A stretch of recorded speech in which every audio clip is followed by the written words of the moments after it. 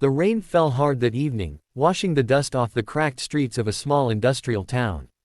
The air smelled of oil, smoke, and sorrow. Near the corner of a run-down street stood a little boy, no more than 7, clutching half a broken toy car, its wheel missing, its paint scraped off. His face was streaked with tears and dirt, and beside him lay his mother, bruised and trembling, one arm shielding her swollen cheek. She whispered for him to stay still, to stay quiet, as 2 rough men in factory uniforms walked away laughing, their boots splashing through muddy puddles. That moment, in the dull light of the street lamp, felt like the world had given up on them. If you believe in kindness, in second chances, and in the strength of ordinary people to stand up against cruelty, please take a moment to like, comment, share, and subscribe to Kindness Speaks. Stories like this one remind us that even in a world full of pain, compassion still has the power to roar louder than hate. The boy's name was Alexei. His mother, Lena, worked long shifts at the local metal factory.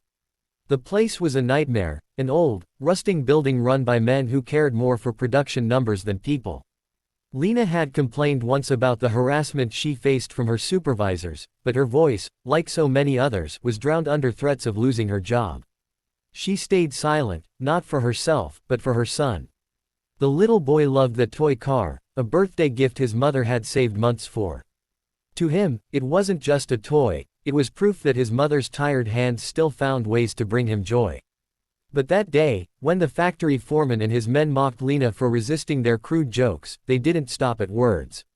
They followed her home. They hit her. And when the child tried to defend his mother, they took his toy and smashed it before his eyes. Then they walked away laughing, leaving behind a woman and her boy, broken but breathing. Across town, a group of leather-clad bikers gathered at a diner, men with scars, tattoos, and pasts that would make most people cross the street to avoid them. But behind their rough exteriors, these men were bound by something rare: loyalty.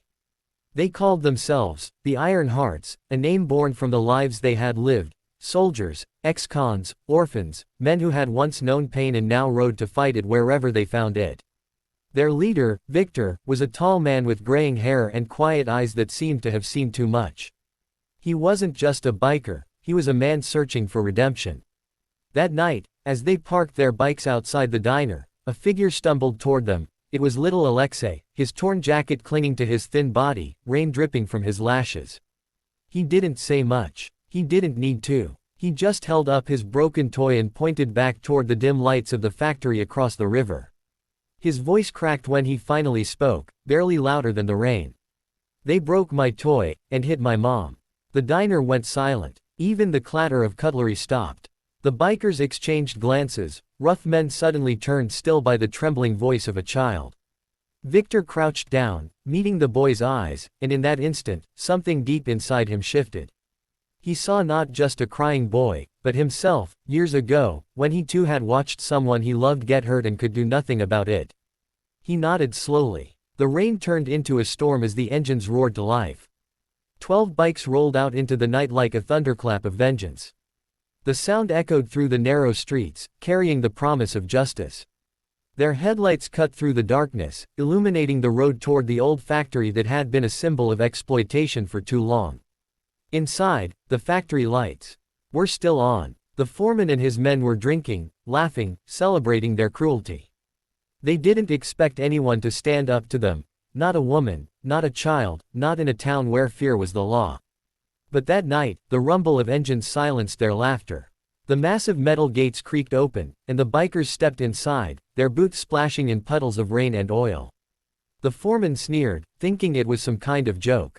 But when Victor dropped the broken toy car on the concrete floor between them, the laughter died. The Iron Hearts didn't need to raise their fists, their presence alone spoke louder than any punch. Victor's voice was low but sharp. "You hit a woman. You made a child cry. You think this place belongs to you."